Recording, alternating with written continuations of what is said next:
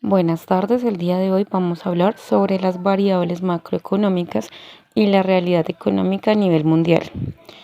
Mi grupo está conformado por Kelly Santiago, Francelis Licona y quien les habla, Diana Galvis. Somos estudiantes de la Universidad Un Minuto de Dios.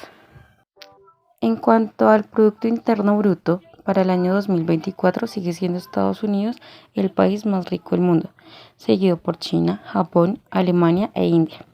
En cuanto a los países de habla hispana, está México y España con algo más de 1.7 y 1.5 billones de dólares en comparación a Estados Unidos, que tiene 27.5 billones de dólares. En cuanto al año 2020, debido a la pandemia, los 20 países más ricos del mundo sufrieron un descenso, excepto China y Turquía. También encontramos a España, que fue el más afectado, con una retracción del 10% frente al año anterior. En cuanto a las tasas de inflación, el crecimiento mundial llegó a un nivel bajo del 2.3% para el año 2022, poco después de que la mediana de la inflación estuviera en un máximo del 9.4%. Se espera que el crecimiento para el año se mantenga en un 3.2%, mientras que la mediana de la inflación general disminuirá desde el 2.8 hasta el 2.4% a finales del 2024. Para mediados de los años 2022 y 2023, los precios de los productos básicos se desplomaron casi un 40% a nivel mundial. Esto impulsó a una reducción de la inflación mundial para este mismo periodo. Desde los mediados del 2023, los precios de los productos básicos se mantuvieron prácticamente sin cambios. Ahora bien, la tasa de desempleo mundial para el 2023 se situó en un 5.5%, mostrando una mejoría con respecto al año 2022, que estaba en un 5.3%. Sin embargo, para este año volvió a aumentar en un 5.2%.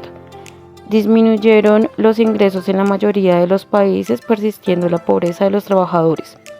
La desigualdad de ingresos también ha aumentado, lo que afecta a la recuperación económica más sostenida hasta el momento. En estos momentos las tasas de trabajo informal están en un alrededor del 58% de la mano de obra a nivel mundial. Exportaciones, importaciones y la balanza de pagos a nivel mundial. ¿Qué sabemos de las exportaciones y de las importaciones? Primero debemos saber que la balanza de pagos es un registro sistemático de todas las transacciones económicas de un país y del mundo entero. Tenemos que saber que la estructura de la balanza de pagos es igual para todo el mundo y se divide en 3 cuentas, las cuales son cuenta corriente, cuenta capital y cuenta financiera. Cuenta corriente registra las transacciones de bienes y servicios, así como los ingresos y pagos provenientes de inversiones. Se subdivide de la siguiente forma.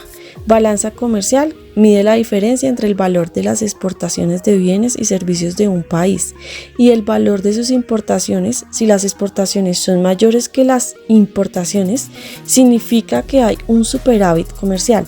Y si las importaciones son mayores, significa que hay un déficit comercial. Los ingresos primarios incluyen los intereses y dividendos procedentes de inversiones o préstamos en otros países.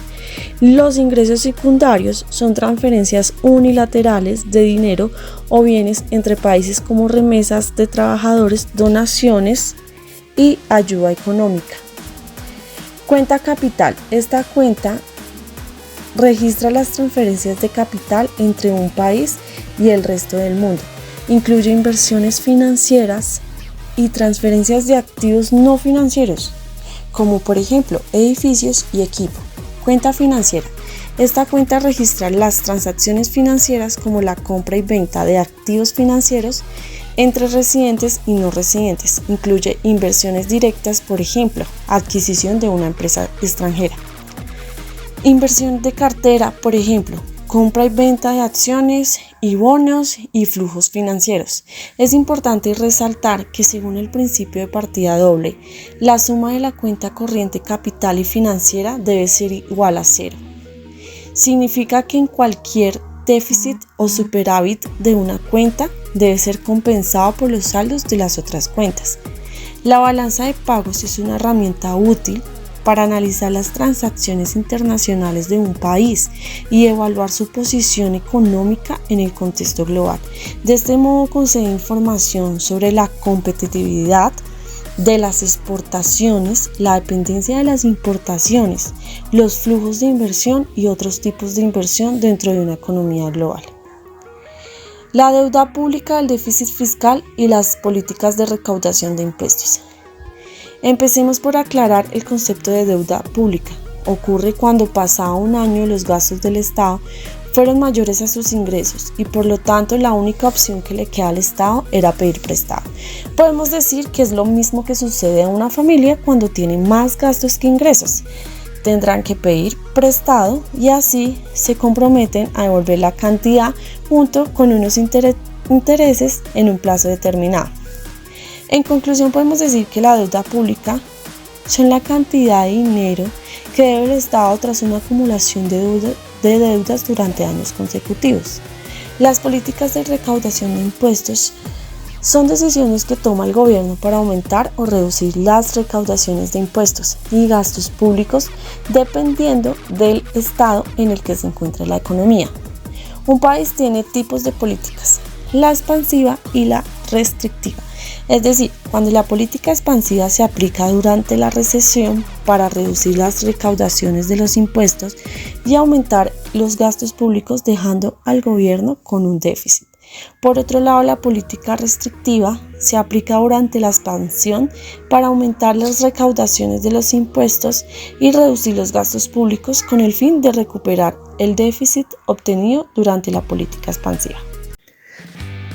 Bueno, ahora hablemos un poco del flujo de inversión extranjera y el entorno empresarial. En el 2023, la inversión extranjera mundial disminuyó un 2% y adicional a eso se prevé que para el 2024 disminuya en un total del 2,6%. Este descenso se da por segundo año consecutivo y puede suceder por muchas razones, pero las principales son las tensiones comerciales y geopolíticas, pues en este contexto ralentiza la economía mundial. Ahora, en el ámbito empresarial, esto pues obviamente no es nada bueno, pues la inversión extranjera es un pilar fundamental globalmente para facilitar el crecimiento y la transformación de la economía. Ha pasado a ser la principal fuente de financiación externa para las economías en desarrollo. Es como un vehículo esencial para la transferencia de tecnología de los países que ya están desarrollados a los países que aún están en vía de desarrollo. Estimula la inversión de capital y facilita mejoras de la dotación de capital humano y las instituciones de países receptores. Para los pequeños estados insulares en desarrollo, que además tienen restricciones cambiarias, y adicional sirve para aumentar las reservas de divisas. Ahora hablemos un poco de los niveles de pobreza, distribución de ingresos. Según el Banco Mundial, alrededor de 700 millones de personas viven con menos de $2.15 al día, es decir, se encuentran en una línea de pobreza extrema. Esta línea de pobreza extrema aún sigue concentrada en partes de África, zonas frágiles y afectadas por conflictos y áreas rurales. Cada año, millones de hogares caen en la pobreza o quedan atrapadas en esta situación debido también a los desastres naturales, que son cosas que pues ya uno no puede controlar.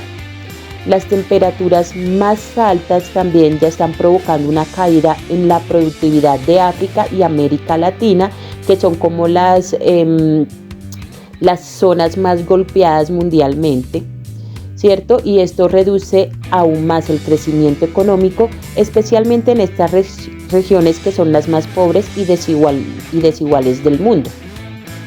La desigual distribución del ingreso y la riqueza a nivel mundial es la responsable de generar y aumentar todo otro conjunto de desigualdades que no hacen más que cercenar derechos de quienes menos tienen y aumentar la fortuna de los beneficiarios del sistema. Teniendo en cuenta los datos del Fondo Monetario Internacional, los países Estados Unidos, China, Alemania, Japón e India son los países más ricos del mundo actualmente. Ahora, la capacidad de innovación, productividad y la competencia en el mercado global. Las tecnologías digitales están cambiando en el comercio global. Según las proyecciones de la OMC, en los próximos 15 años la digitalización será uno de los motores más relevantes del crecimiento en el comercio exterior. La innovación y la competitividad en el comercio global son pilares fundamentales para el crecimiento y la sostenibilidad de las economías en el contexto internacional. En un mundo cada vez más interconectado, donde las barreras comerciales se reducen y los mercados se expanden, la capacidad de innovar y mantenerse competitivo es crucial para que empresas y países prosperen. Por otro lado, la competitividad, definida como la capacidad de una empresa o país para ofrecer productos y servicios que cumplan con los estándares del mercado internacional en términos de precio, calidad y tiempo de entrega, es esencial para tener éxito en el comercio global. Recordemos que según el Banco Mundial, el comercio es un motor de crecimiento que crea mejores empleos, reduce la pobreza y aumenta las oportunidades económicas siempre y cuando esté apoyado de buenas prácticas comerciales.